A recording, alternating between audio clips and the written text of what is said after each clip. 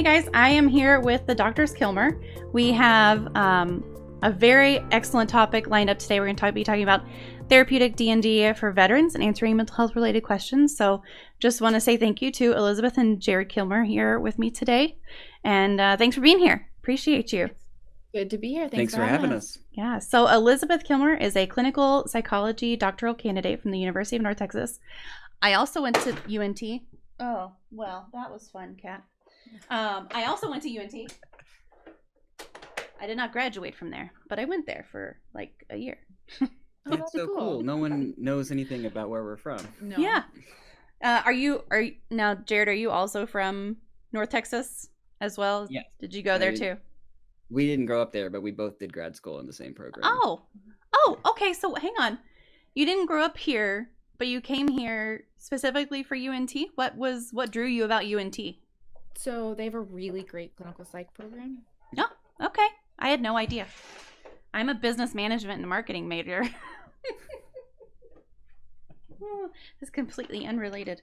Yeah, I'm from Texas, and I was very surprised when I found the program. Yeah, there, because I was not expecting it. So well, very cool. It's particularly well known outside of clinical psychology. Yeah. I had zero idea.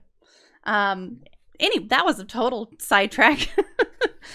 She has developed therapeutic groups for utilizing tabletop role-playing games to promote well-being, personal safety, and interpersonal effectiveness in children and adolescents who experience trauma, as well as to promote cognitive flexibility, frustration tolerance, and social skills in military veterans in primary care and substance abuse treatment settings. Elizabeth is passionate about the development and research of applied therapeutic gaming for adolescents and adults. And Jared is a licensed clinical psychologist. He has developed therapeutic groups utilizing tabletop role-playing games to promote social skills, problem-solving skills, and perspective-taking in military veterans recovering from severe mental illness, as well as promote confidence, teamwork, and interpersonal effectiveness in adolescents. Jared's passionate about measuring the cognitive and emotional benefits of games and developing effective applied therapeutic gaming interventions among multiple populations. And I'll just say that I actually met Jared at PAX South just recently. Mm-hmm. And I was super excited to come up to you at, the panel that you were speaking, one of the panels you were speaking at, and ask you if you'd be on the show. And you're just like, yeah. It was so fun to recognize each other, like, I think largely by face, and just we know each other from Twitter. Yeah. That hasn't really happened to me too frequently. Yeah, it was fun. Just to have that, like you meet all these people online, especially through Twitch and through Twitter. You meet all these people, but then you never actually get to see them. And it was really cool at PAX South to just be able to put faces to names and hug everybody's necks. Hey, Wandering Shrink, how are you doing? And I will just say that you guys are with Game to Grow also. Mm-hmm. Do you want to talk about Game to Grow a little bit before we get started?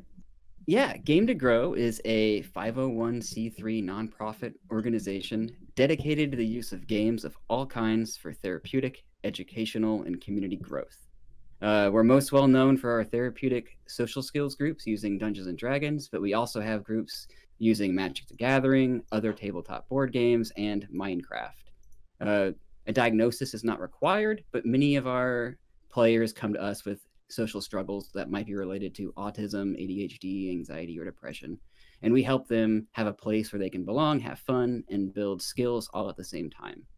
Right now, we're serving nearly 80 participants each week, coming to groups all over the greater Seattle-Tacoma area. That's really cool. And I've heard about Game to Grow for quite a while. In general, Game to Grow is really becoming this big deal, and it's just a really cool organization. Lots of good things.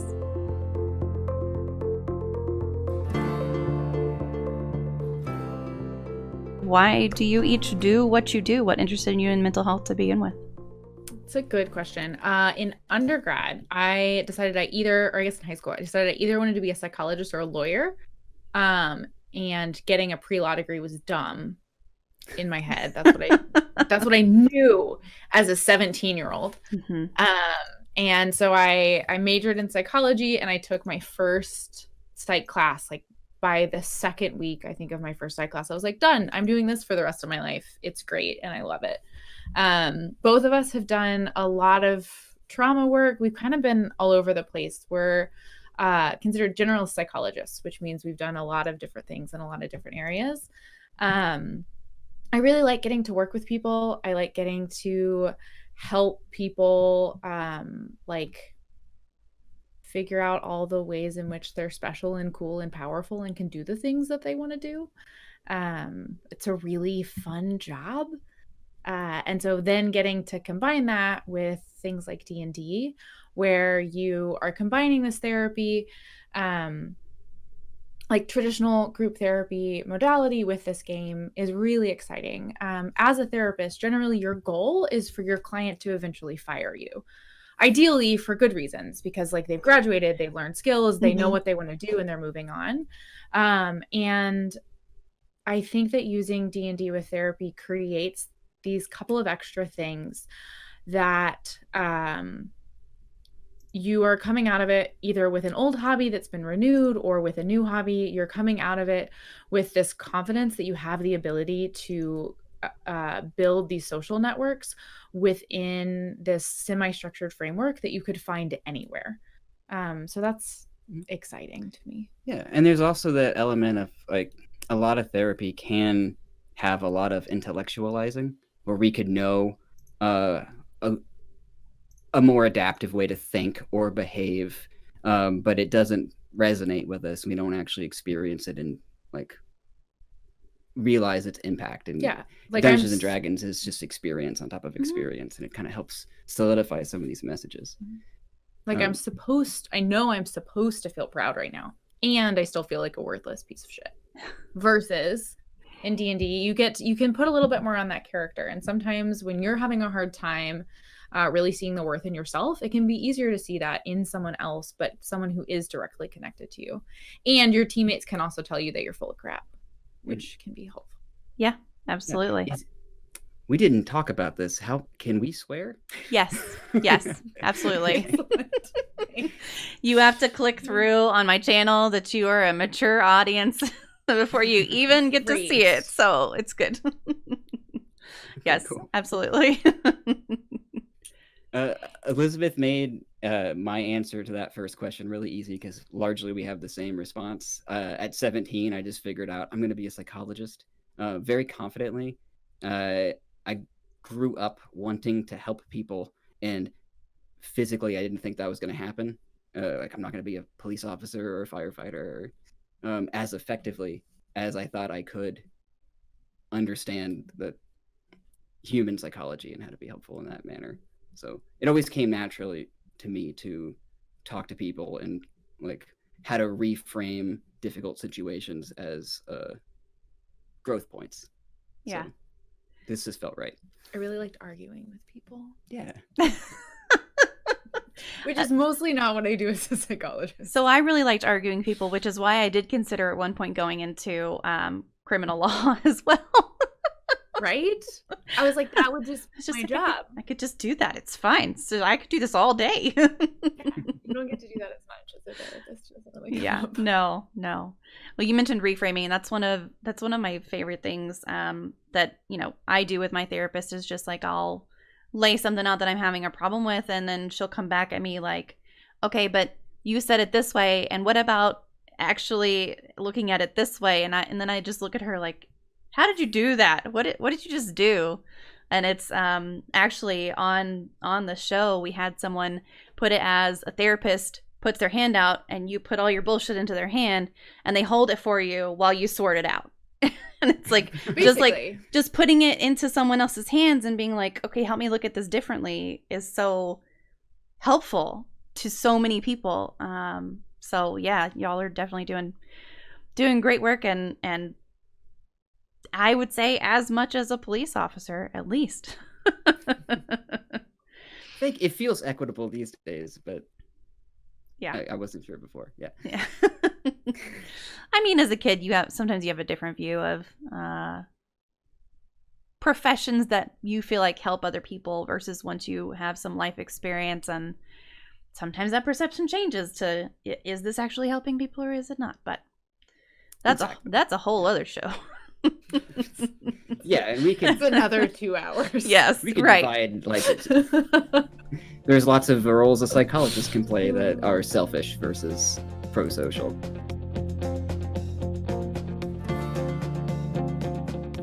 So do you have a favorite book series or game? We have a lot of great bookworms in the community. We have obviously a lot of gamers. That's where this kind of sprouted from, was gaming and bringing in that mental health piece, because everybody has mental health and it's okay to talk about it. So just what are some of your favorites? I devoured Pokemon Shield recently. It was the first Pokemon game I'd ever played. I watched the show a lot as a kid and had some cards, but I never had a handheld because my parents thought screens were the devil. So I devoured that game and I loved it. But books, I am late to the party for this as well. It's a theme in my life. But I've been reading the Nevernight Chronicles by I pulled it up. I don't remember. By Jay Kristoff. And they are really good and kind of depressing. And there's only 3 of them. So they're great and I love them and I would recommend them. They're fantasy. What are they? Yeah, I was gonna say, what are they about? I actually haven't heard of them. So yeah, so fantasy dystopia secret assassin cult with some magic. Okay, I'm on board. I'm adding it to Goodreads as we speak. Right? Yeah. Right now. I have really enjoyed them. Okay. And I think my shout outs are going to be favorite game. I play a lot of Destiny. And because of that, I can't play that constantly. So I'm also playing a lot of Fire Emblem right now. And I'm just obsessed with it. The one that came out like middle or late last year. Mm-hmm. And also there's a lot of headspace right now dedicated to this show called The Magicians. Oh, yeah. We recently fell down a real deep hole with that. Is that I'll spare the details on all 3, but those are my strong recommendations. The Magicians is a sci-fi show. Okay. But you can get most of it on Netflix. Yeah. Except for the most recent season. All right, got it. I think I see it right now. I don't have my notebook in front of me. Normally I have my notebook in front of me and I just write this stuff down. So I'm like trying to find the links so I can go back and look at them later. Oh, that's okay. Yeah, so I mean, the nice part about doing this show is that there are so many ways that a lot of people put mental health professionals into this other category. Like they're something different than I am. And one of the things that I really enjoy is just getting to know, what books do you read? What games do you like? Those kinds of things, because it helps you understand that they're just people. Like, y'all are just people. We're just people. Awesome. You're awesome people. And sometimes we suck at using them. Yeah. So, yeah. I mean, that's... People like to ask us a lot about our arguments because we're married and also both psychologists. And we're pretty good at it. Yeah. And sometimes we screw it up. I like to describe it as all of our arguments are either really short or really long, but they're typically productive. And that's really nice. Yeah, I could definitely see that. Do you wind up, telling each other, I didn't ask to be therapized right now? Generally not. Yeah, we're usually pretty good about not hitting, not crossing that line. But like every other human, most of our arguments happen when we're hungry or tired. Yeah. So. Yes. Yeah. My kids get really cranky when they're hungry, and they'll start, having some sort of meltdown at the drop of a hat. And I'm like, when is the last time? Did you eat lunch at school today? What is happening right now? Did you stay up half the night listening to music and I wasn't aware of it? Like, what's going on? But yeah, that's absolutely fair and valid. And also I'm the same. I had a teammate.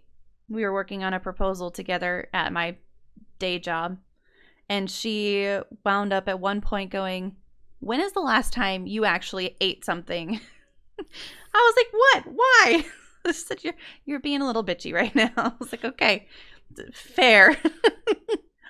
I'll go eat some lunch. Of course, it was also 3 p.m. So whatever we ascribe to a child's tantrum, it applies to adults too. Oh, yeah. Oh, 100%. So what made you first become interested in the therapeutic use of role-playing games in particular? Let's start with this one. Yeah, I mean, we did not play Dungeons and Dragons or other tabletop role-playing games until 5th edition came out. I think that was 2014 or 15. It's a while ago now. I'm not sure anymore. But it came out, and I just thought this was an easy vector to jump in and play a game, and I wasn't worried about doing anything with therapy. But quickly, just having home games and spending time with ourselves, each other, our friends, the anecdotes for how it was therapeutically applicable just kept building as we would learn more about ourselves and each other and how we work together in a group. And then I was at a early PAX South, and I went to a Game to Grow panel, and the light bulb kind of turned on where everything came together, and I realized that there was no reason these two interests can't be dovetailed together. And since then, it's just been building and growing. Yeah, and so we started again. So Jared was the one who first saw, and he came back and he was like, "Hey, so I have to tell you about this convention and these panels that I saw." And I was actually, Jared was going to go do some more work with veterans, and so had the opportunity to start groups on his internship, because sometimes they let trainees do things that they wouldn't necessarily let staff members do, and then the trainees get to be like, and it works. And then all of the staff gets involved. So like Jared started a group at the Waco VA that is still going. Like after he left, his supervisor was like, this can't end. I don't understand D&D, but like, can you please train me, because like we can't lose this. Fun update to that, if I can interrupt you. Yeah. It has, like, since I left, it transitioned out of the hospital and into a local game store, because a big part of it was community reintegration. And so now the vets weren't even meeting together at the hospital. They were meeting in the community and transitioning into running it themselves, which I was very excited. Which obviously that wouldn't be a therapeutic group, but like we said, like one of the goals is getting you back out, having a social network, feeling like you have some agency. So starting your own, or like meeting at a game store is a huge part of that. Yeah. And then I pretty quickly had the opportunity. I was working at a children's advocacy center that worked with children and families who had experienced criminal child abuse. And I had the opportunity to add in, to start one of these groups with teen girls who'd experienced trauma, and had no idea how that was going to go. Most of the girls were referred by their therapists. They had no interest in the group. Like from the way it was advertised, a lot of them didn't have much experience with fantasy, with games or books or comics or anything. And so I was very nervous. And like had a whole array of characters to get them started with, and all of them wanted to be fighters, and all I wanted to do for the first like 2 episodes or the first 2 games was just murder goblins. And pretty quickly I was like, oh, this might work. Like there's immediately a ton of buy-in. These are kids who are not used to getting along. A lot of them are bullied. They're not used to kind of making connections right off the bat, and all of a sudden they're talking to each other. And they're not ignoring each other, and they're having opinions, and they're getting engaged, and they're acting like they care about something, which I don't know if you've met teenagers, but they will tell you that they don't care about things a lot. And so when like there was just so much engagement, which was so cool. And then even just watching, like the way that we start groups is we'll, kind of give them pre-made characters to just jump into a session, because we found that it's easier to show than to tell about what you're getting into, especially if you don't have, like, if you've never played any kind of RPG before, and you haven't had a lot of exposure to fantasy, then D&D can feel really overwhelming. And so me just talking to you about how a character sheet works is not a good way to start that off. No. So we'll have people jump in, and then we'll have them make their own characters now that they understand kind of what's happening, so they can decide, like, do I want to be a magic user and keep track of spells, or do I just want to hit things with a sword? And And one of the girls, we have them fill out like the personality traits, flaws, and bonds. And her trait was that she was angry, and her flaw was that she was depressed. And I was like, oh, this is going to work even more than I thought. Yeah. This is really, really exciting.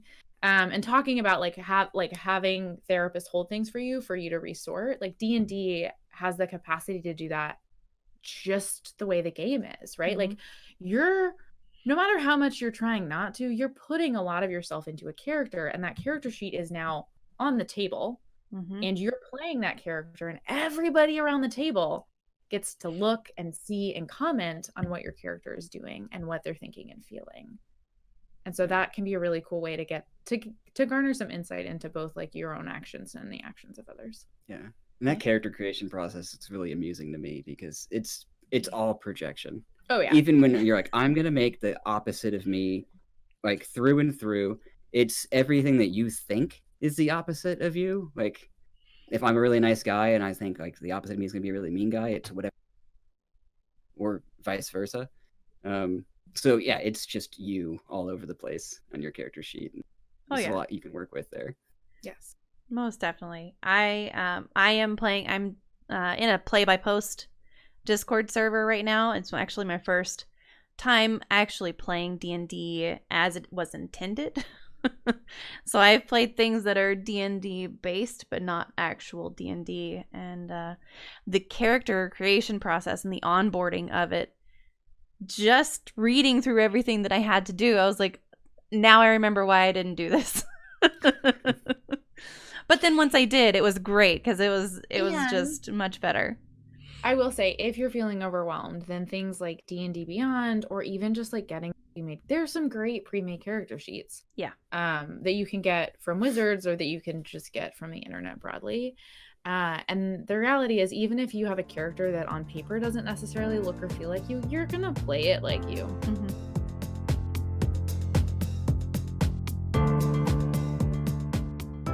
Playing D&D with veterans, playing D&D with kids, are there major differences between playing D&D with veterans versus civilians, or veterans versus kids?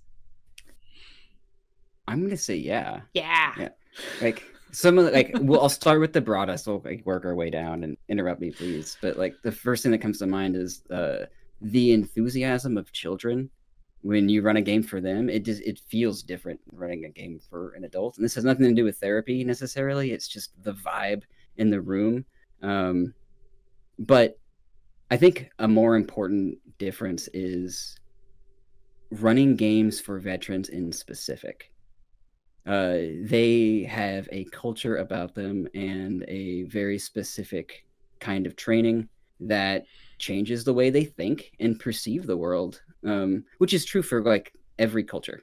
But a lot of times when we have the opportunity to work with veterans, you know, it's post-military, and it's not all recent service either. Sometimes we've got Vietnam era. Yeah, like veterans in their 70s who have never played a game before. Just a game. Yeah, like maybe right. Right.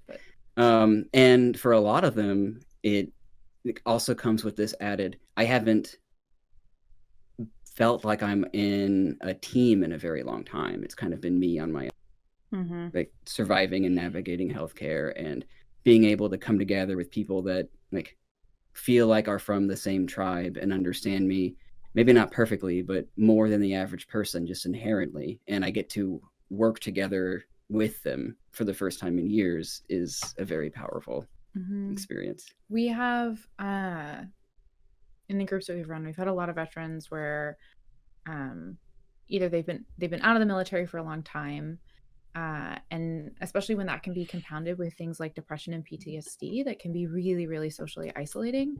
They don't trust anybody. They don't want to be around anybody. Sometimes they live out in the middle of nowhere so that they don't have to see or be around anybody. And sitting around that table and kind of playing that game can feel closer to, like, it can feel like they're closer to people than they've been in 50 years.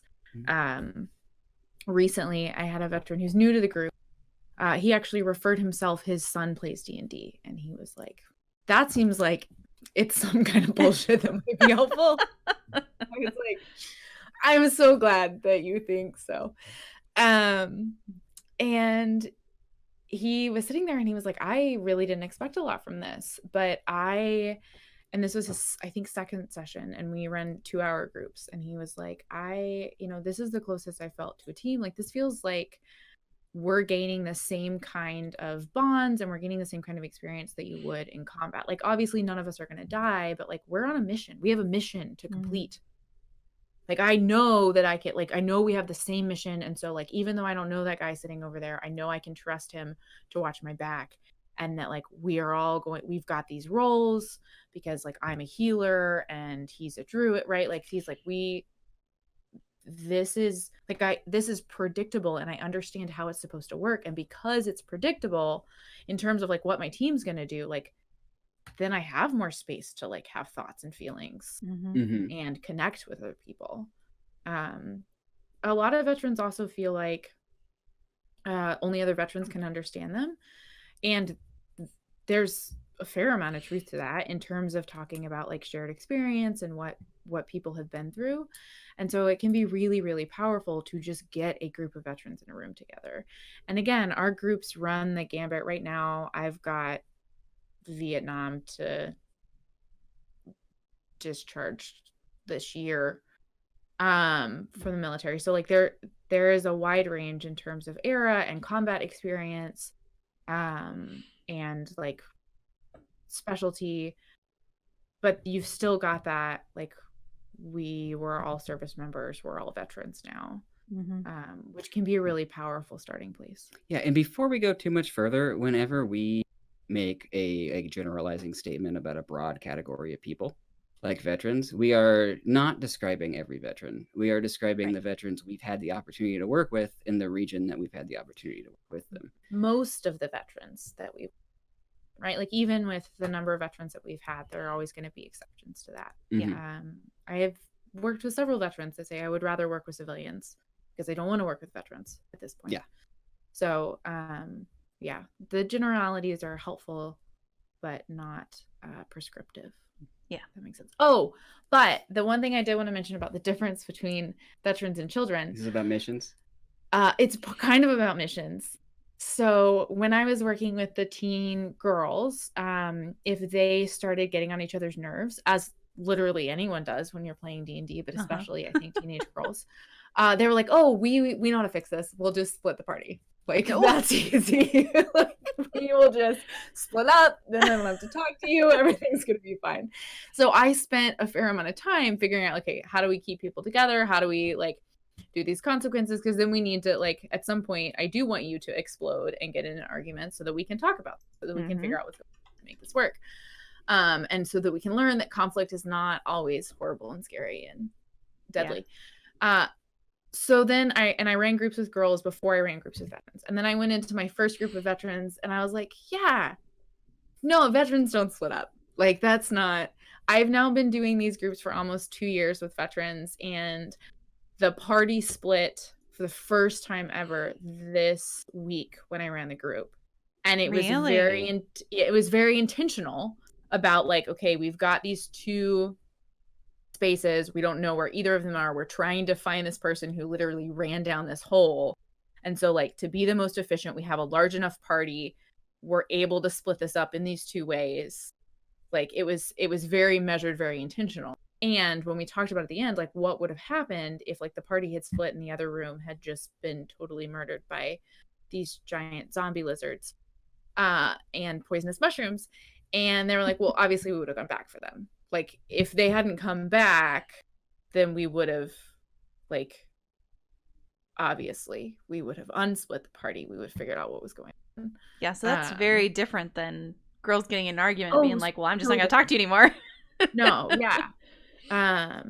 Like, there is this really interesting. So sometimes what we're working with veterans is, like, you can get into this idea of, like, the mission's going to, right? The mission trumps all. And so the reality is that it's a D&D game, and maybe the outcome is important, but at the end of the day, like, it is a game. And so sometimes your feelings and your relationships are more important than the mission. And so that can be what we're working with veterans sometimes. Yeah, one of the one of the missions we just went through, we were just trying to get some goblin ears. Like, that's all we were trying to do. And it wound up being a whole issue of one single strap that was stuck in the mud, and it took us hours to resolve. And we were at the end of it, we were just like, can we just go back? We don't even care. We feel like we've accomplished something just by getting this done. Yeah. But yeah, I can definitely see a group of teenage girls just being like, okay, y'all go do your thing and we're going to go do ours. That's the teenagers that I have, they would do that in a heartbeat. Then we don't have to talk about our problems. Yeah. It'll be fine. Right. I don't care if it's the two of them playing. They'd just be like, yeah, you go this way and I'm going to go this way. And now we're parties of one. Oh. But I love that you threw in the kids' enthusiasm. And I just, kids have such great imaginations. And I feel like D&D really helps bring that out in everybody. But with kids, when you're playing with kids, my daughter's really into D&D right now. And the things that she comes back with, what they did in their campaign versus what we did in ours that we're doing right now. I'm like, you did what? Hang on. I'm going to use that in mine next time. I will say, I think kids have some of the most fantastic, because they don't understand limits. Yeah. Which can be challenging, because a lot of times they will just decide to try and world build around your story, which is fine. But then I'm like, no, you can't suddenly fly now. Yeah. You don't. Says who? What do I roll? Right. That's not how that works. But I will say that I think some of the most surprising moments have been from veterans, especially those who don't care about fantasy or haven't been exposed to fantasy, or just don't understand games or get things. And part of that may be that I'm not expecting to be as surprised, which I should work on that. But they can be incredibly creative, because sometimes just kids, they don't understand the normal limits of a game, right? So if you have people in their 30s who have played a bunch of RPGs, or have read Lord of the Rings, then they're going to have an idea of where are the walls on this. Whereas if you have somebody who's 75 and they've never played a game other than dominoes or something like that before, then they don't know where the walls are. They don't know that they're supposed to test them. Yeah. So you can get some cool stuff that happens. Yeah, I love that. I think that the imagination just that D&D brings in general is great. And it's good to hear that, a veteran who maybe has never played, they can just test those walls.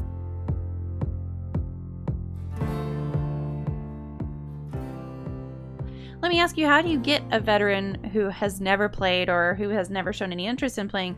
How do they get drawn into these sessions? Are they referred in, or is this something that you guys seek out? It is a huge mix. Yeah. So when we first started, a lot of it was well, you're my client and you trust me. And so when I tell you to do this weird thing, you're all right, whatever, I'll try it. And the group that I'm running right now has more of an open referral process. So I'm actually running it through primary care. And the way that primary care behavioral health works is if you have a primary care doctor at the VA, which is most people, then you can take advantage of primary care mental health things. Now, it's not a drop-in group. You still have to talk to me about it, and then you show up for 8 to 10 weeks.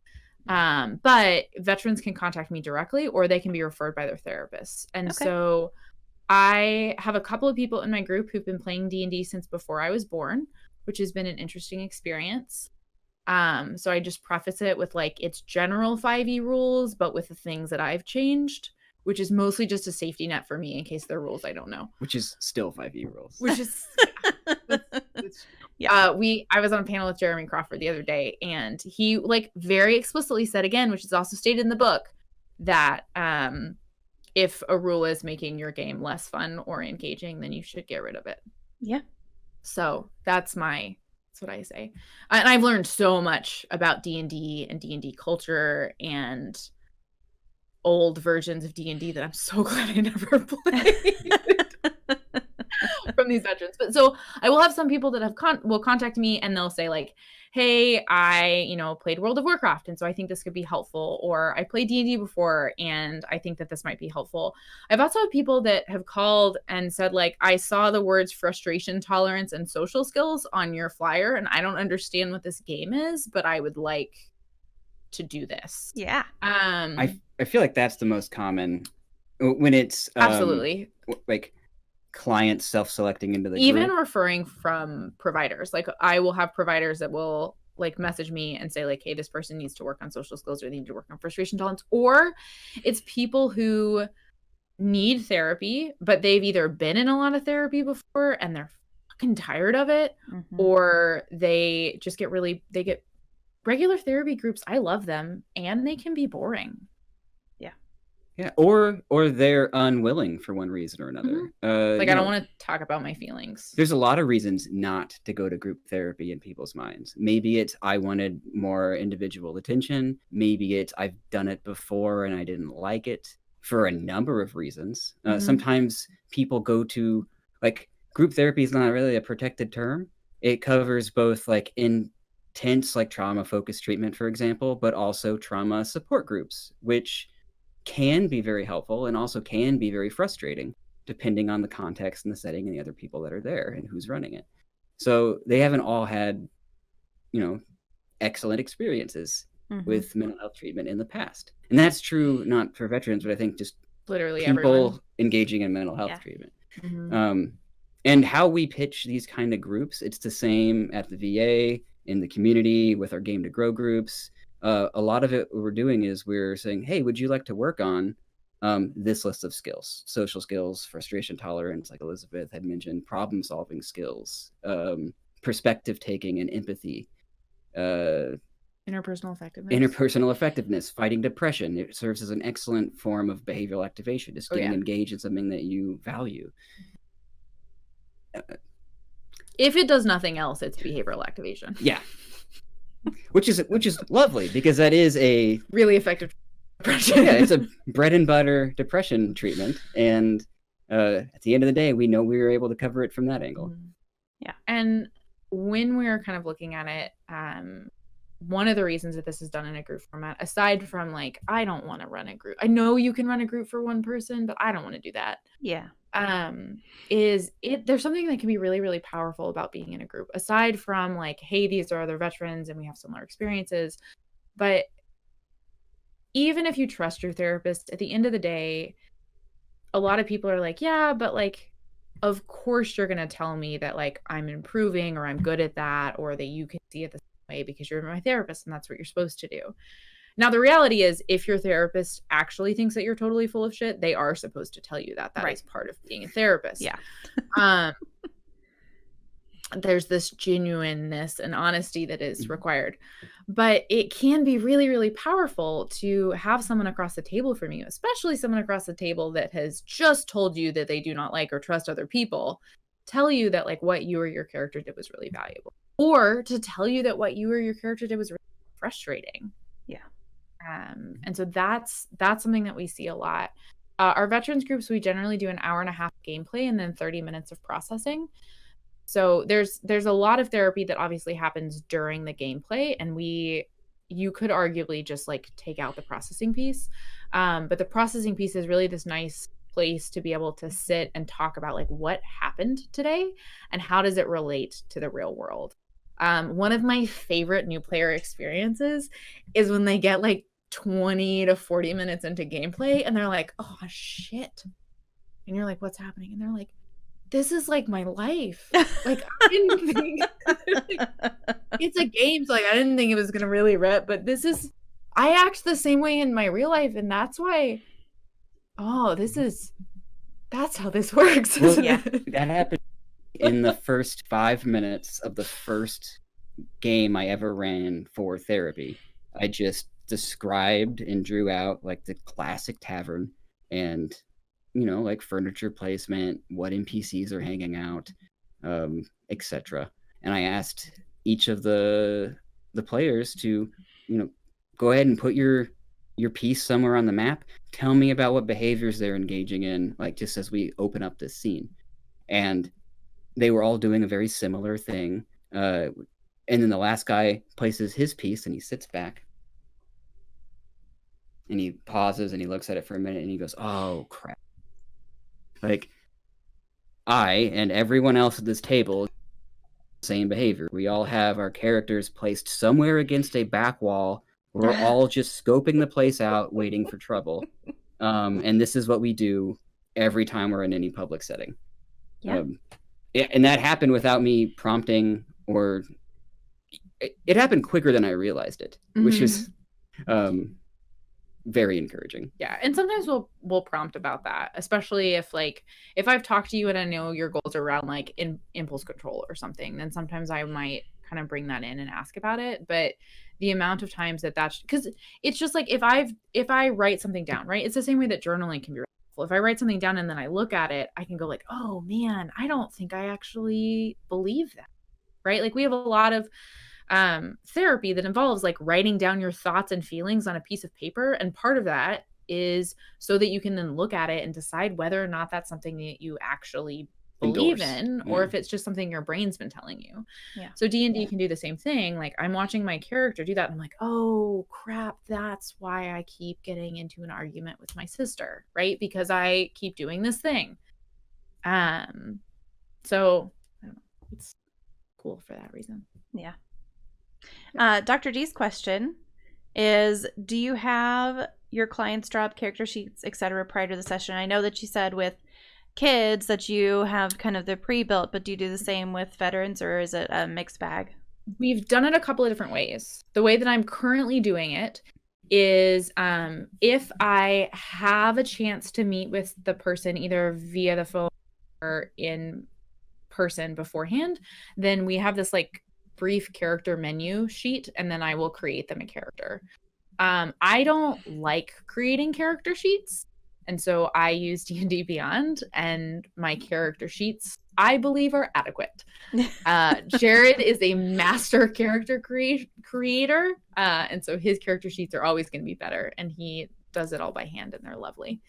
But there are sometimes where I don't have time, or like I don't have time to meet with a person, or the group is meeting in 20 minutes and they'd be appropriate for it, and there happens to be a space, which is not the case anymore. But or I've had people just randomly show up to the group.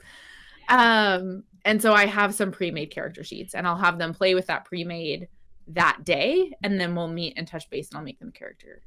I have had a couple of players that have played before, or they just really want to create their own characters. And especially with adults, where I'm not worried about them like giving their character a jetpack or something that I then have to take away from them. I'm fine with that. Yeah. I think the answer is broadly the same for all populations we've worked with. When a player is familiar, they can make their own sheet. It'd just be more convenient for them to do it themselves. They want to do it. It's encouraged.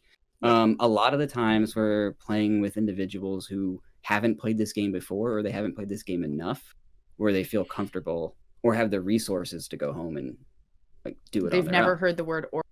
Right. So we'll use that menu. We want everyone to be able to design their own concept.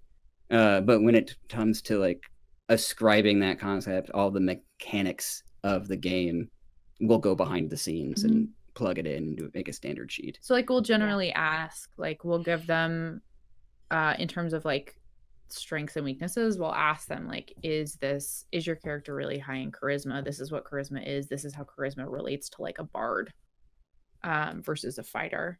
So we will ask questions around that. And sometimes I have players that are like, I don't care. Like I am going to take this sheet that you gave me today. It's a monk. That seems cool. And with that, sometimes it's just it's really overwhelming, and sometimes it's like that teenager phenomenon where they're like, I don't care about this and it's stupid. And so they can just play with that pre-made character, and they will continue to put themselves in the game just as well. I like having a character that feels like me. A lot of my players do, but there's nothing wrong necessarily with using a pre-made character and just sticking with it if it's something that the client or the player is okay with. And it's something they want. Yeah, usually what we'll do is you don't know what you don't know. So we don't ask you to make a character up front. We're just going to be like, here is a pre-made character for everybody. We're going to run through like 20 minutes of some social interaction and maybe a small fight. It may or may not be connected to the broader story. So just you know how the game feels. And then after that, we'll talk about all the options and help people make what they want to make.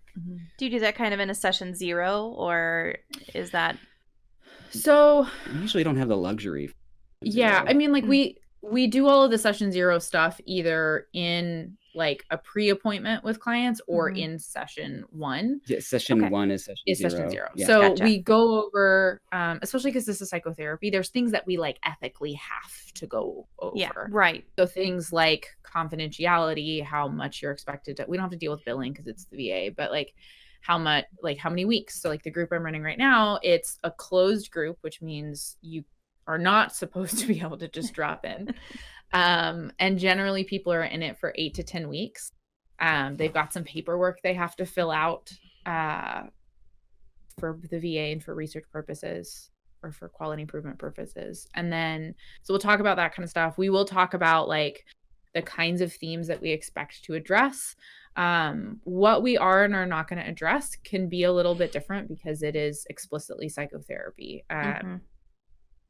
Like I'm going to push especially things like loss and trust and death and grief in a way that I would not do that in a game with my friends. Right. Because I'm not my friend's therapist. Right. And the purpose of the game is different. So like some of our game, we're going to want to feel good and some of it we're going to want to be sad. Yeah. Or let's say we're running a game for like all the players have PTSD.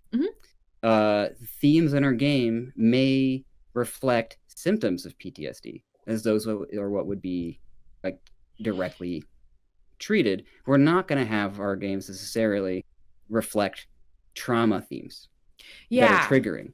Yeah. And that a lot of that will also be due to player preference.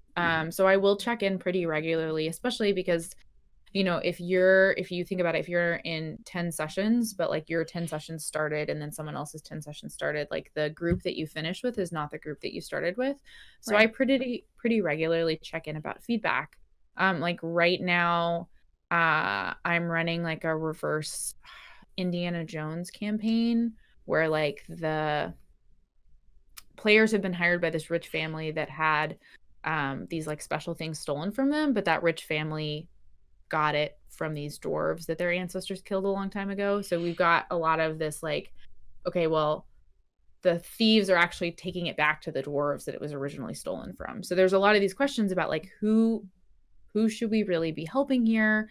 Who's really the bad guy, stuff like that. And that was directly kind of asked for by my players because they were like, we really want to be challenged on themes of like black and white thinking and good and bad.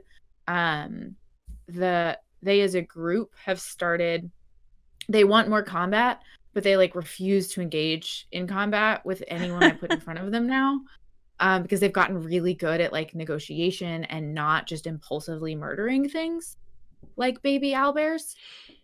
No.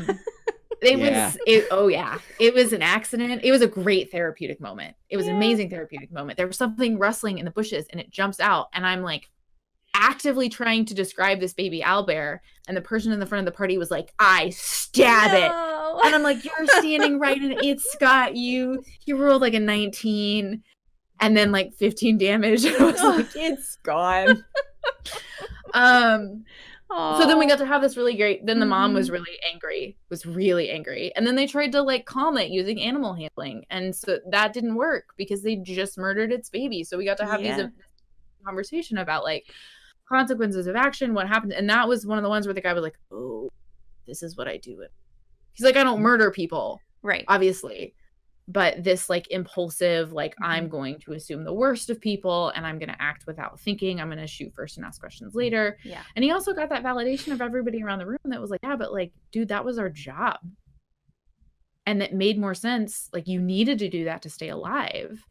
And continuing to do that now isn't getting you killed. And so it's harder for your brain to adjust. So he got that kind of validation there. We got to have this really great conversation. And then they got to keep the other baby owlbear after they murdered its mom. Yay. And roadkill, and they've kept it forever. That's the most treasured party member.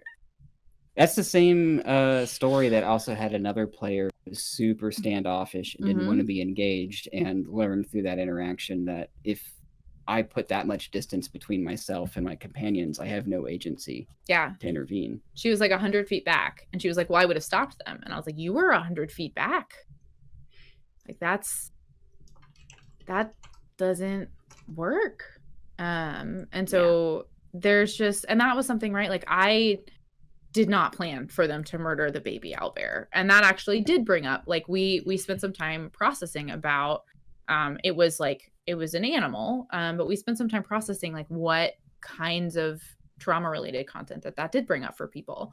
So it's also important to recognize, even in like your fun games, that you might, even if you're trying to run like a fun, clean, appropriate for everyone game, there are going to be things that you or your players either intentionally or unintentionally do that can suddenly make the game take a turn that might impact people. Yeah, it's right. Like your brain's job is to make associations and to categorize things and to try to make links really clear.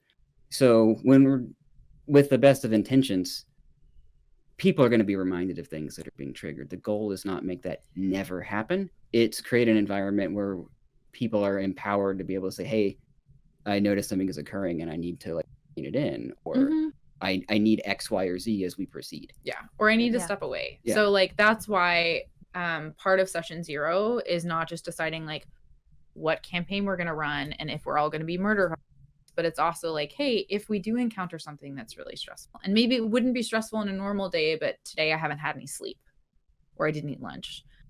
So having tools like X cards, being able to get up and walk away from the table, knowing that like every 2 hours we're going to take a snack break, stuff like that is really important. So actually, sorry. Go ahead. What you just said reminded me of our Game to Go group. Like we have to talk about HALT, hungry, angry, lonely, tired. At the start of every semester. And on difficult days, all the kids kind of know what that means now, and they'll be like, oh, I'm 2 of those things, I'm 3 of those 4 things. of those things. And then everyone else at the table is right like, here. oh, I can give you a little more grace today. Yeah. Okay, so it's hungry, angry, lonely. Hungry, tired. angry, lonely, tired. I love that. Yeah, so hungry is pretty self-explanatory. Angry is kind of any of those irritable, angry emotions. And maybe it's justified. Maybe you like didn't get a promotion at work that you really deserved, or your little sister got you in trouble because you actually didn't do anything, but you still got in trouble. That was my little sister all the time. My little sister could cry at you. So lonely is like, I'm lonely, I'm sad, I'm feeling rejected, I'm just feeling down. And then tired is I'm tired, right? And so those are all of those things, right? Like we mentioned that if we're going to get in a fight, it's probably because we're tired or we're hungry. Those are all the things that if those things are happening, that part of your brain that's really good at logicking and thinking and being smart isn't working very well. Yeah. So even if you're trying really hard, you're probably not going to be as effective. We didn't even touch on anxious. Oh yeah. Yeah. Then there's so many other things, but that's like, especially when we're thinking about just like a quick and dirty self-check. That's a good one.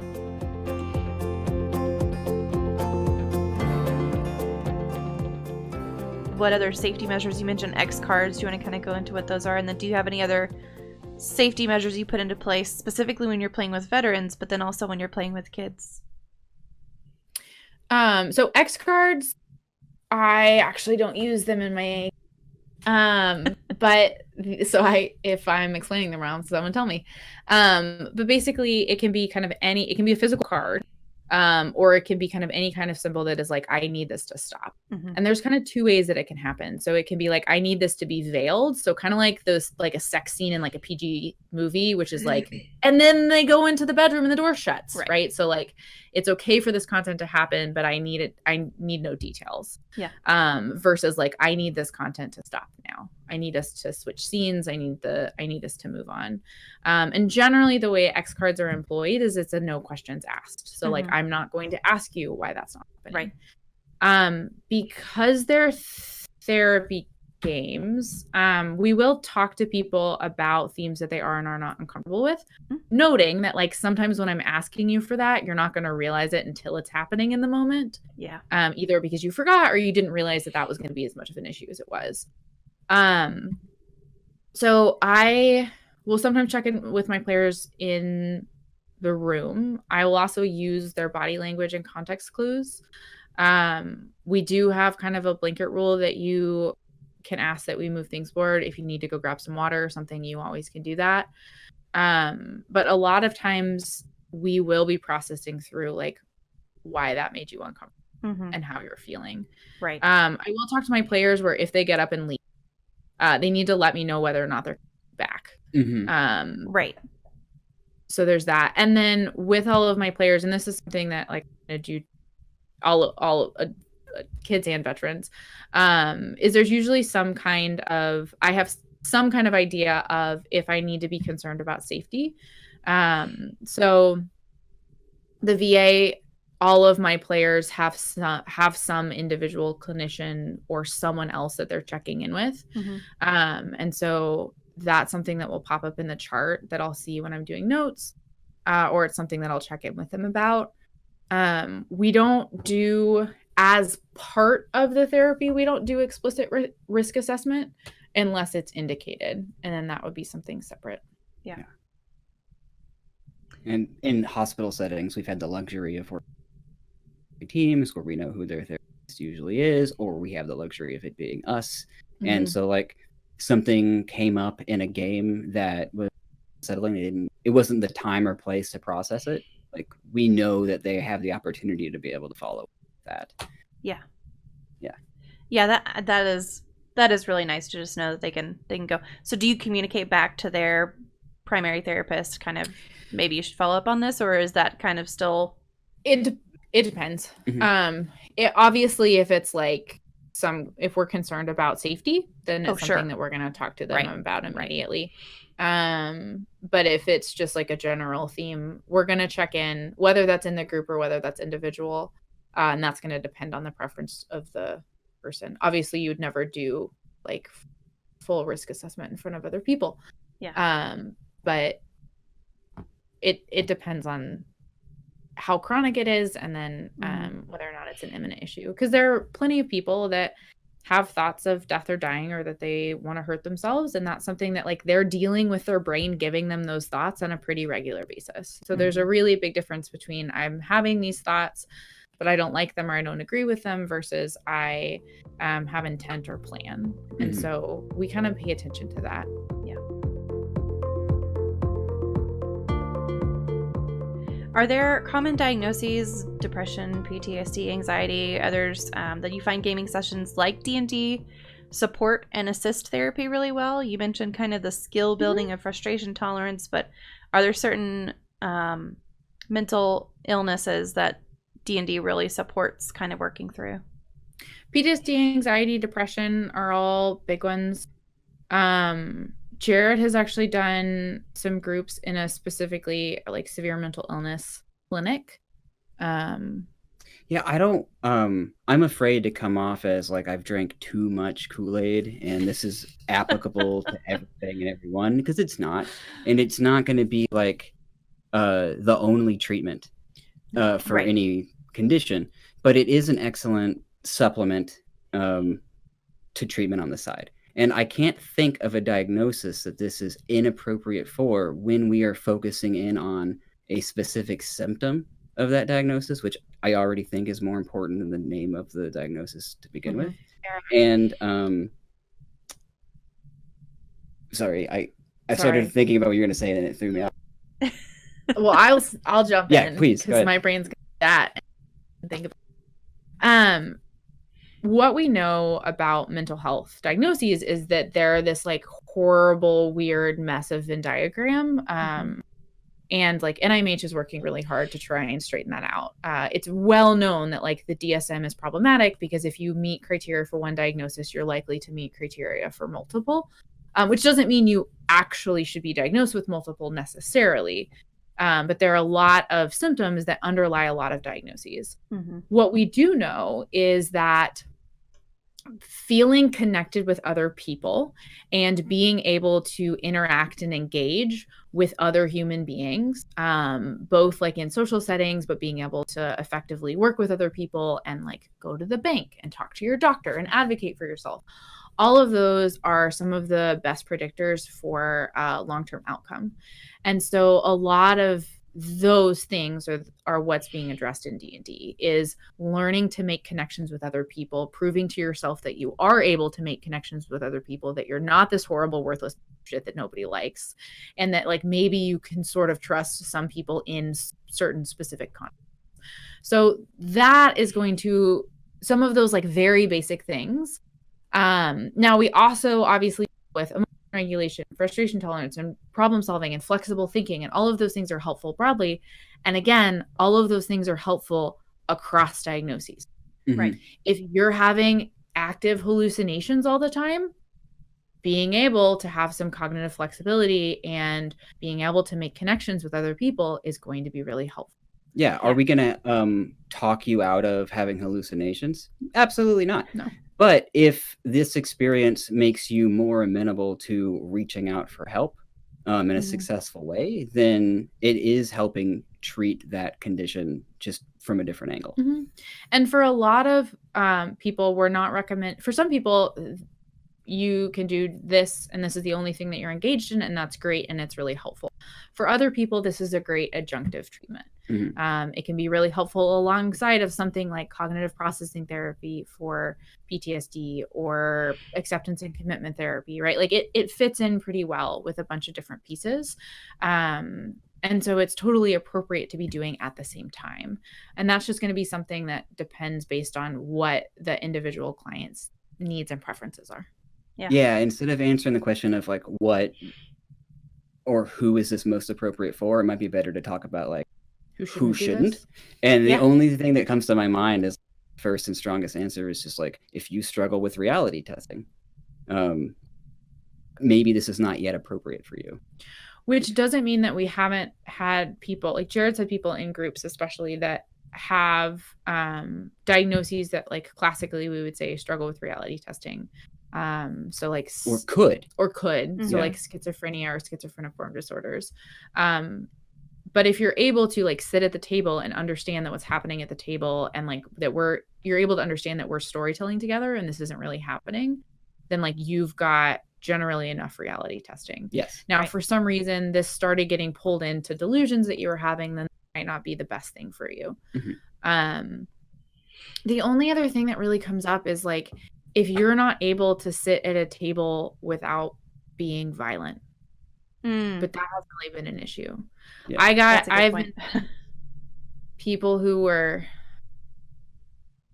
considered not appropriate for any other groups. I don't know why they thought that the interns group was the best place to send them. And those people are like love the group and are actively advocating for it now. But it's the same kind of roulettes we'd have for kind of any other psychotherapy group. Like, can you sit in a room full of people? Not full of people. Can you sit in a room with other people and be able to communicate? Yeah. Or not harm them. Or not being harm present. Sure. them broadly. We've had people who have issues with hearing or vision, and D&D is super adaptable. So that should never be like a rule out. There are a fair amount of resources around that. We have some like really big dice, which are also just fun. But we have really big dice. You can print character sheets really big. There are PDF screen readers. You can get Braille dice. Dots RPG Project has like free 3D printer files. I don't know how that works. They have things you can Dots RPG? Dots RPG Project. You can print. Look at this. They'll give you the printables. Yeah, they're all about accessibility in games. That's really cool. So those kinds of things, there's no reason to do it. Mobility issues, same deal. Yeah, the more you talk, it's almost like when you mentioned if you're visually impaired. I had a veteran who was visually impaired when I was at one of my VA settings, and he was like, I haven't really engaged in a game in a very long time, because most of the games that we would play, Like in my community, I have to be able to see the table, and I can't. And like this game, which relies so heavily on theater of the mind, or my friends I just rolled, has like opened up experiences for me I haven't had the opportunity to have in years. That's really cool.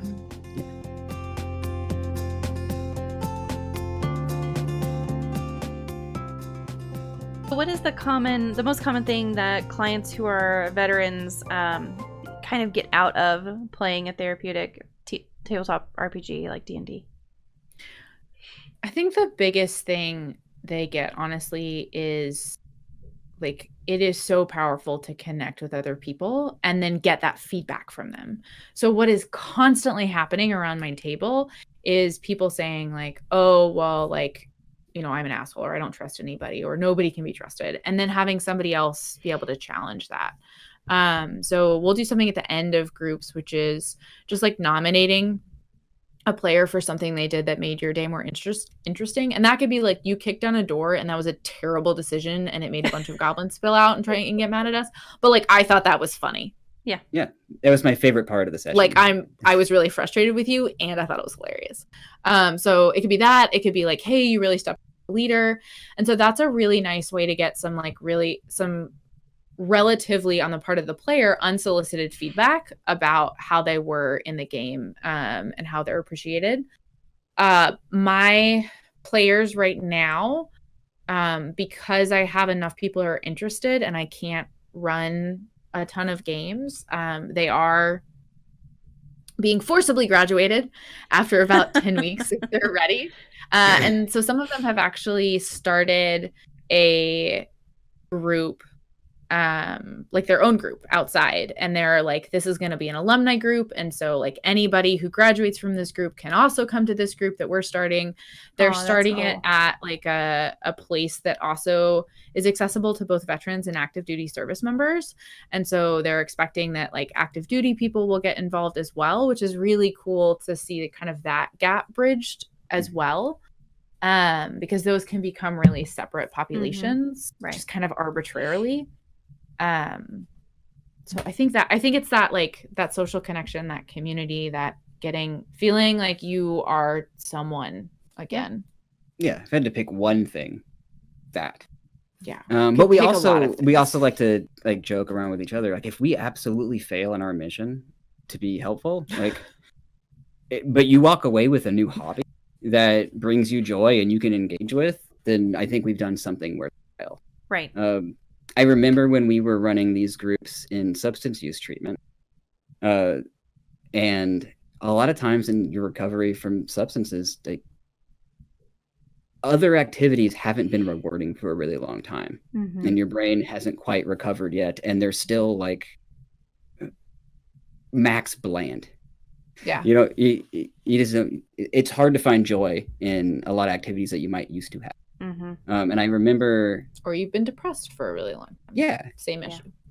I remember one day, like sort of everyone kind of commented on it at the same time. There's one player at the table said, I have been watching more movies lately in my life.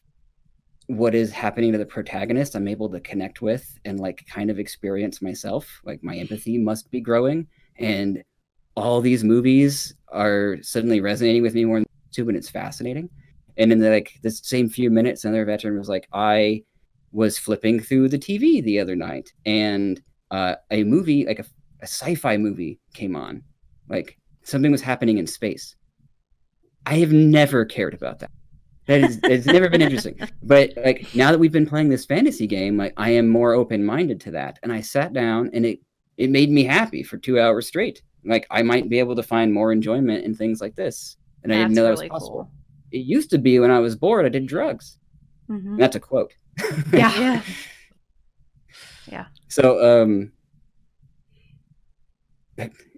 I spent too much time talking about just the hobby aspect. But... Yeah. I think in terms of like recently I've been collecting information from veterans about both having them circle numbers, but also just like asking for some feedback. And a lot of the things that they come up with are, again, like feeling like they're part of a team again, gaining more insight into their own behavior, being able to then use that insight to help make changes in their life that impact their relationships outside. So their relationship with their spouse, their relationship with their kids, being able to kind of regain faith in themselves and make decisions about what they want to do. And then trust is a big one. So learning that they can be trusted and then they can trust other people. A really common symptom of depression and PTSD and a couple other things are like you can really lose faith in yourself. You can feel like you're not someone who is worthwhile. You can feel like you're not someone who's trusted. You can start to feel like all the decisions you make are the wrong ones. And D&D can really challenge that because you are piloting your character, and chances are, unless you have a really crappy DM, you're going to succeed at least some of the time. And so you can, it's way harder to say like, well, I'm a always make choices when like you continue to make choices that help you and your party, and they're being directly talked about and called out every week. Time works really weird in Dungeons and Dragons and I other role-playing games. It simulates real life fairly well, but in terms of the number of experiences that you may be able to have in a session, it's like life on hyperdrive, which is fantastic in terms of having multiple opportunities to practice through something. And at the same time, if anything becomes overwhelming or you get a little bit confused about what to do next, like in the middle of a conversation, unlike in real life, we can pause right there or time slows way down and I can get feedback from everybody around the table about what I'm thinking and what might be the best course of action.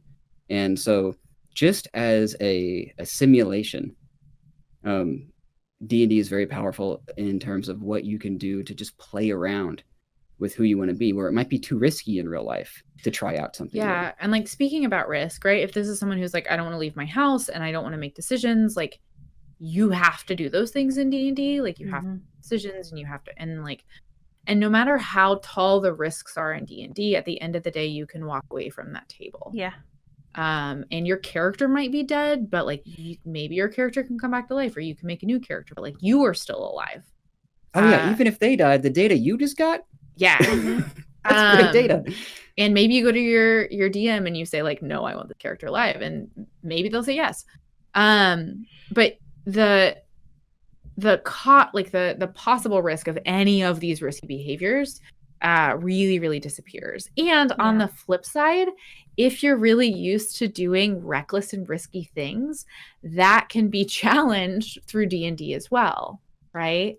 Now, if I have a kid or a veteran, this happens across the board. If I have a person who is super impulsive, right? They like regularly run ahead of the party. They get caught in traps all the time, right? Like their character is probably regularly going to need a lot of help and assistance from other players. Their character is probably regularly going to be damaged and they might even die. Right.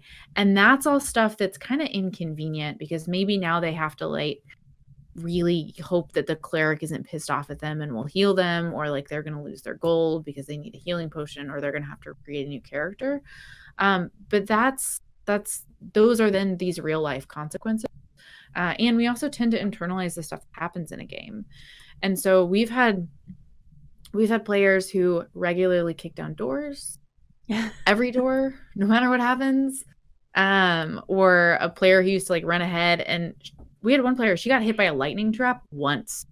She talked about that lightning trap for the next 16 sessions and stopped running ahead of the party all the time. I had worked with a guy who struggled with impulsivity, and you'd see that come up like in processing and in the moment in the game all the time. Like, hey, what did I notice today? My impulsivity got the best of me when my character ran ahead again and caught on. And then John had to come over and like put it out with his like frost spell to act as a fire extinguisher. But he said, I was excited about buying a house. I technically have the funds to like get a loan, or actually I'm not old enough. I'm old enough. I'm not at a place yet where I've needed to buy a house. So I actually don't details about all the paperwork and getting loans for that. But he was like this close to getting his loan and like locking down a place that he'll own, putting himself in a lot of debt. And he reflected on how he does know he makes a lot of impulsive decisions in the game, and that this might have been one of them. And so he's still allowed to get that loan, but I'm not going to do it today. I'm going to go home. I'm going to think about it. And he let us know that, like, he went home, he thought about it, he realized that would have drastically decreased quality of life, and that maybe in another year or two would be more appropriate to get that loan. And he largely said, like, if I didn't have that increased insight into my own impulsivity, I would have definitely put myself in a bad situation in real life. Right. Yeah. I want to go back to something that Elizabeth said, and just it resonated with Dr. D, because he said Ranger Smash resulted in something really comical. Thanks for that, because you were talking about, you go around the table and get something that someone else thought that they did really cool. And maybe in my head, if I'm the one who kicked down that door, like, I'm going, damn it, I shouldn't have kicked down that door. I really put the party in danger. Like, I could totally see myself obsessing over that. But then, my other player to my left thought that was really funny. Like, that can really kind of relieve some of that happening. Yeah. And what I love is, like, oh, big barbarian. Okay. All right. this is something that we talk about pretty regularly, right? Like, if you've ever had, like, friends or romantic partners or coworkers, like, just suddenly, like, stop wanting to hang out with you, or not really understanding that you're being rejected, but, like, not totally getting why, because we're not good at telling people, like, hey, I don't want to hang out with you anymore because you never let me talk. Or I don't want to hang out with you anymore because you make fun of people. Or I don't want to hang out with you anymore because you're negative, right? Like, nobody gives us that feedback. Yeah. And at the time, it might feel better, or it might feel really worse. It might feel really confusing. And so, like, one of the things that is valuable about, like, a group therapy, especially a traditional process group therapy broadly, is that it can be really helpful because you're getting feedback from people. This is a place in which you're supposed to give and receive feedback. And so when that player was getting that comment about, like, you kicked in the door and it pissed me off and I thought it was funny, they're getting both pieces of that. And both pieces of that are really valuable, which is, A, like, don't kick down doors. It's obnoxious. And B, right, and that's helpful information. I now understand what I did that bothered you. Instead of you just not talking to me. And then B, oh, but also we're still friends and it was kind of funny, right? Like, both of those pieces are really, so like, that second piece also tells me, like, yeah, don't do it again, and we're fine. It's okay this time, just stop it. Right. And sometimes they don't stop it. Yeah. There is that. And that's, like, honestly, I would rather that happen, right? Like, if this is a pattern that is pervasive enough.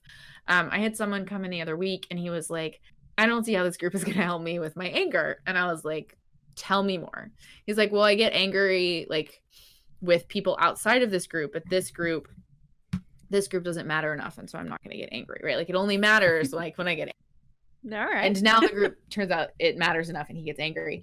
You just have to find the right buttons. I'm good at finding buttons. But it's this nice place to be able to mirror that. And so, like, if this pattern, it's probably at some point in your life, someone has told you, like, don't kick down doors, that's obnoxious. And that wasn't enough, right? So it is normal and okay for this to be happening, especially because the evidence against it and the feedback can build up over time, which is really powerful. And that's why I also really recommend that this is done as just like a D&D game. Like, this is done as a group. This is not like a one session drop in. You're getting to know people over time. You're getting to know people's characters over time. You're getting to this over time. Yeah, it's like antibiotics. You should get the full dose. Yeah. Can you just repeat that one more time? Because I think sometimes people stop taking it and I just need a clip. No. I had someone say something about, what was it? I had like a sinus infection or something. I was taking antibiotics. Oh, I had strep throat. That's what it was. I had strep throat. Oh, yeah. And I got strep throat as a kid all the time. Like, I know what it feels like. I knew what I had. I immediately went to the doctor, caught it really early, got on antibiotics, started feeling better in a couple days. And then, you know, you have to take them like 5 times a day. So I was taking them a few times a day at work because the other 2 are at home. And my coworker goes, "Why are you still taking those? You seem like you feel better." I'm like, "Hold up. Do you not know how antibiotics work? This is important." Yeah. They're not vitamins. No, you don't just, it's not, you know, it's not ibuprofen. Ibuprofen you just take if you need it. Like, this is, you're actually helping your body. No superbugs, please. Yeah. Dr. D says, I think- played D&D with some friends a long time ago. I was a halfling thief, neutral good, which is my alignment in real life. Yeah, good to know. I fell into a puddle or a swamp that was just deep enough to drown me. My elf friend, chaotic evil, let me drown rather than throwing me a rope to So create he engaged in some really good character. Oh, he says I took great offense. He was my best friend in real life. We fought about it for years. Oh my gosh. Wow. I was acting in That's character. awesome. It was so hurt. Oh my gosh. Well, and that is a really right. Like even if you're playing yourself, maybe you're playing yourself, or maybe you're playing yourself. You do have to have some conversations sometimes around the table about, like, were you playing as your character? Was that what you wanted to do? Why was this happening? I haven't had anyone let a party member drown or die or be murdered. It doesn't usually come It up. doesn't usually come up. I think usually what comes up in our group is we have people who think that they're like chaotic evil, and then they save as many children as they possibly can. Yeah. And so we get to challenge it the other way, right? So we have a lot of people who are like, I suck. We also have some boundary testing though for like, That's will true. I be trusted? Will I be accepted? I'm going to be Oh, kind yeah. of somewhere between unsocial to antisocial, depending on the context. But just to kind of understand, will I be rejected? Like, how will that impact my relationship with these strangers around the table? And then as they start to form into a team, you can see that behavior melt away. Yeah. And so and with that, you can see it in a couple different ways. So we've had people change their character or just have their character grow. So I'm noticing that he's commenting again and says, gotta have alignments work together somewhat for group cohesion too. At least we did. It makes things hard otherwise, especially in a casual group. I totally agree in casual groups. Kind of. I am a chaotic person by nature, so I don't know. But in therapy groups, we actually did a panel at Unplugged, and we're gonna be doing another panel at East about the value of evil characters, and it's a debate panel. So we're gonna have a couple people. Some of them are mental health professionals, some of them play casually, and for other reasons, about like whether or not you should allow evil player characters. And I am very pro evil characters. Again, most of my games are therapeutic. And part of that is because you get so much rich therapeutic content in being able to challenge that. And I think with a casual game, it's less about making arguments. I think, and this is just a personal opinion, it's less about whether or not I'm going to allow evil characters or I'm going to only allow good characters, but it's more about like, did we actually have a good session 0 and talk about the kind of game we want to play? Yeah. Because if I want to try playing an evil character on a campaign that is like a White Knight campaign, that could be really interesting as long as I have an understanding of the kind of game that the rest of my team wants to play. Yeah, and the rest of the team wants that foil, right? Because it still isn't going to work if one player and one DM are into it, but the rest of the table is not. Yes. Yeah. Right. So, and I think that's less about whether or not it's an evil character or not, and then like more about who you're playing with in the ground. Yeah. I'm still laughing about that chaotic evil elf. Like, I just keep thinking what I would say in that moment, which like, I would never let you drown in. I wanted to see how that would play out. And now I know. Yeah. Yeah, that I feel like I would be pretty mad. Totally justified. I would come away from that pretty mad for sure. Dr. D says I think need to work on playing an evil character. I struggle in RPGs being a bad guy over. I'm the guy who would kill someone in an MMO and feel bad about it and put some gold in their corpse. I don't think that's a thing you need to work on. Like, Yeah. if you were like, man, I consistently play an evil character and I'm really, really good at that, I think playing a good character would be hard. I'd be like, yeah, you should You should try that You on. should try the good hat on. I don't think you need to be evil. Yeah, I actually I hear from other, like, our colleagues, like Adam Davis. He's a very nice stand-up guy in real life, so he likes playing more of a troublemaker when he's playing D&D, and that resonates with me immensely. I think there's a difference though between troublemaker and want to murder everyone. Yeah. Evil in the purest, most classic sense is usually kind of a bummer. And I would argue that Adam Davis is a little bit of a troublemaker. Maybe. He falls solidly in the good camp, but there is some chaos there. You can be good and a troublemaker. I'm just saying. Yeah.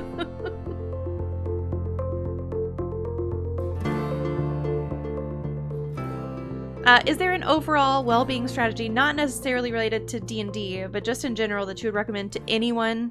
And this is with or without an underlying disorder, just generally well-being strategy you would recommend to anybody. Like for playing D&D successfully, or just living. for life? Just life in general. You should get 7 to 9 hours of sleep a night. Oh my God, I can't talk to you anymore. If you're not doing that, your brain is not functioning the way that it should. I know. It can be really hard. Tons of Americans have sleep problems. There's lots of different reasons that you could have sleep problems. And so like checking in with your doctor or just like following some basic sleep hygiene tips online. And maybe that's like, if you look at the sleep hygiene tips and you're a gamer, you're going to be like, no, absolutely not. Because it's telling me to like wake up at the same time every morning and not look at screens an hour before bed. I'm not doing that. But if it's something that you're really struggling with, like do it for 3 weeks and see if it dramatically changes your mood, how you're feeling. Yeah. As a man of science, I'm a real big fan of getting more data points. Just try it out for a little bit, even contentiously, because it won't work. That's fine. Yeah, no, I'm all for trying stuff because you're like, this won't work. It won't work. Which is actually like my advice beyond making sure your basic needs are met, because they're so important. And I can't think of a mental health diagnosis that isn't correlated with sleep, for example. Being open-minded, being willing to try new things, and be kind of curious about the world and how you approach it is what I would recommend for well-being. And like it's also about making manageable changes. So if you none of us actually have time to get 9 hours of sleep a night. But if you could even commit to doing that a couple of nights a week, or working to get the quality of the sleep, say you can only get 6 or 7 hours, but if you can make sure that those 6 and 7 hours are you actually asleep instead of you being woken up a whole bunch of times. And again, if you have kids, good luck. But like any of those kind of little changes you can do have these really, really big I wouldn't approach it from I know this isn't going to work, because I do know that it would work. I have at some point in my life, I did get 7 and 9 hours of sleep every single night, and it was wonderful. It just isn't right now. Eventually. Try not to be a perfectionist about it. Like, you don't have to hit 100% on this goal, but if you take a step in that direction, you're benefiting. I actually I had a really intense entire month where my depression was just like had me so numb I almost couldn't function. And at one point my therapist was like, okay, well, you wear this watch. I mean, I don't even know where that watch is anymore, but at that time I was wearing this watch, and she was like, pull up your app and let me see what you're getting. And so I pulled it up, and she was like, you are averaging 4 to 5 hours of sleep across the last month. Like, this is clearly a problem. I did make a change. I did make a change, and it honestly did help. But 7 to 9 is a challenge. That's a challenge. It's a big ask. It is. Yeah. And like, it's something where if you're saying like, I'm struggling with all these other things, if that is the one thing that you could shift, it might make all of those other things either go away or be a lot more manageable. So like any kind of mood symptoms, if you're feeling stressed, if you're feeling anxious, if you're feeling depressed, if you're not getting enough sleep, it's going to be a lot harder to shift any of those things around. And if you are getting enough sleep, some of those things might disappear on their own. Yep, that's so true. And this is coming from the woman who just recently railed against sleeping is a third of your life. Yeah, I just feel like I could get so much more done if I slept less. Yeah. But if I don't sleep, then I'm a neurotic mess. Yeah. So Yeah, you it's a could get much more done trade-off. if you didn't have to sleep so much. But also, if you don't sleep enough, then it's harder to get all that stuff done anyway. Yeah. I once worked with a guy in a substance use program, and he was like, yeah, I used to like take meth pills and then I'd stay awake for 4 days and get everything done. And he was like, but the trade-off is that all your teeth fall out. And I was like, Oh. Okay. Yeah. I guess sleeping is I can't make that trade-off. I can't do that. We have another There are question some other from problems. Dr. D. Have you run any of these sessions online? Good question. Jared is about to start running online. Yeah, we have not yet. We don't really have data on if outcomes are the same or different and in what direction when we run these groups online. So we would like to collect that and find out. But we do know from the general psychotherapy literature that there are comparable outcomes between in-person treatment and like telehealth treatment. And so I'm very optimistic and excited about finding one. Well, cool. We'll have to have you back after you've done a few so we can talk about how it's going. That's a really cool thing.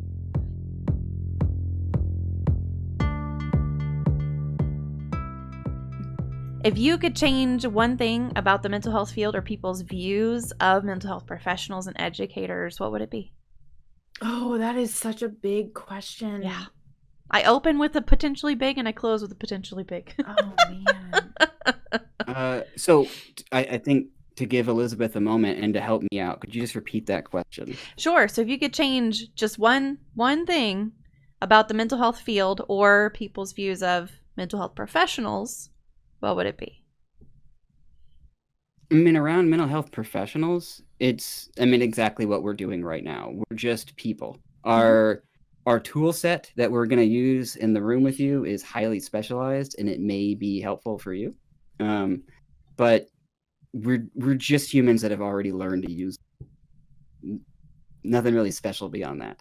And I think we are perceived as more than that a lot of times, and that's probably going to cause suffering on both sides. Yeah, I think the other piece I would add to that is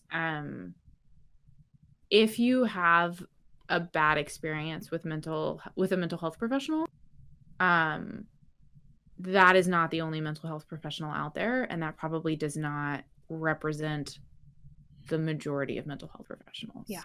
I think, like everybody's had a teacher that they didn't like. Everybody has lots of teachers, right? You probably had at least 12 teachers. And some of those teachers suck. And that's really unfortunate. But I think with teachers, we're able to say like, okay, that teacher sucked. Yeah. And I would, if I could change something about the mental health field, it sucked. But something that's probably more realistic is like, just recognizing that just like a teacher, you're going to learn better with some teachers. There are those teachers where people are really polarized, right? Like half the class loves them and half the class hates them. That's going to be the same with mental health professionals because we're people, because we don't only just have these skill sets, but we also have personalities and values, right, things that come along with that. And we like to pretend that most of that doesn't enter the room, but the way that I am is going to interact with you in the way that you are.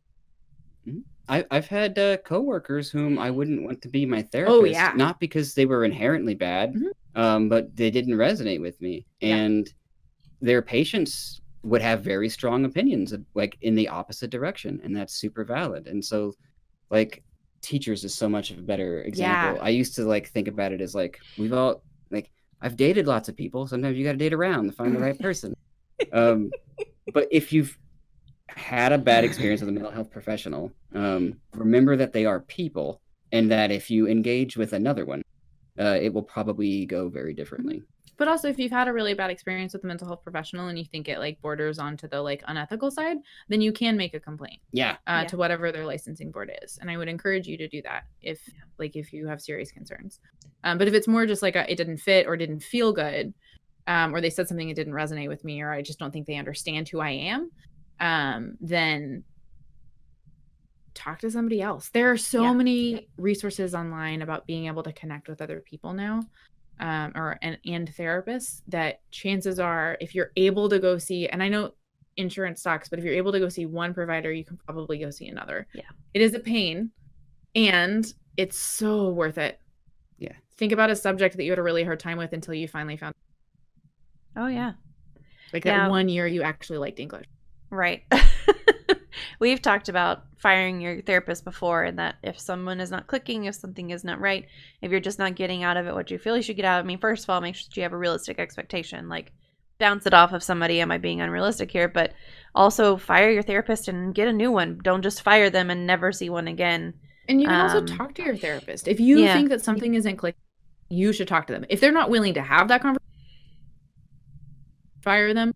But like, if I have clients and I don't think something is clicking and they don't think that something is clicking, but we can't talk about it, it doesn't matter how good I am. Nothing is going to get better. Yeah. Because even though we're really good, we're still not mind readers. Yeah, I've had clients express to me, like, I'm not sure that you can help me. Mm-hmm. You haven't experienced what I've experienced. I look like this. Yeah. I work with male veterans from Vietnam. They're like, what is happening? But the fact that they had the fact that they did me the courtesy of saying that allowed us to have a conversation about what their fears were. I usually resulted in me saying, like, why don't we make a deal? What if you see me 2 times, and if you don't like it, you can fire me? And then and we ended up working together for a year. Yeah. That's generally how it goes. Yeah. Well, Dr. D said he's not a people. He's a poorly programmed computer program housed in an overweight shell meant to disguise his true form. I believe that. I believe that, Dr. D. Poorly programmed computer programs, and he types better than them. Oh, sorry, you're not a computer program. Your typing is too good. That's a fair. That's all there is. Well, we'll open it up to any remaining community Q&A. If you have a question, exclamation point Q, we'll get it in there. And then while we're waiting for people to type out their questions, if they have any, I'll just open the floor to you guys and ask if there's anything either we didn't talk about or anything you're really excited about coming up. You mentioned a couple of panels that y'all are going to be on. If you want to talk about those or research or anything we didn't cover that you want to say, I'll just open the floor to you guys. So I am on 6 panels at PAX East. Ooh. Which is going to be an adventure. And you're on 5? 4 or 5? Yeah, 5. Yeah, so we're on a lot of panels. Yeah. So you should come see all of those panels because they're amazing. If you don't want to go to Boston in February, that's fair. We will be at all of the PAXs probably. We will also be at Emerald City Comic Con, which is in Seattle. And we'll be bouncing between panels and then the Game to Grow. So if you haven't heard of Game to Grow, you really should check them out. They also, if you're like, yeah, but I'm not in Seattle or Tacoma, fair. They also are working on creating Critical Core, which was a successful Kickstarter. I believe that you can still do some ordering things around that. Mm-hmm. But Critical Core is taking a lot of what Game to Grow has about working with children and adolescents with that are on the autism spectrum or have lagging social skills for one reason or another, and then like boxing it up in a kit that is appropriate for use for teachers and parents mostly, or other providers that aren't as familiar with this intervention. Mm-hmm. Yeah. And so I'm so excited for when it comes out. It's also going to be it's going to be well done and pretty, and the artwork is good. Like, the content is amazing and it looks good. So I would check that out as well. Now that's on Kickstarter, or is there just a regular? Oh, here it is. It was on Game to Grow. Okay, it's on Game to Grow's website. Definitely on their on Game to Grow's website. Gotcha. Yeah. So I would check that out because it's great. And then come see us at PAX East. We've got the Don't Yuck My Yum, the evil player can. A debate on the value of evil alignment. Thank you. I'm talking about female and non-binary experiences in gaming. We're doing a growth mindset panel, which I'm really excited about. A Geek Jeopardy panel that is going to be great. I don't know anything about it, but it's going to be great. You're nervous about it. I'm a little nervous about it.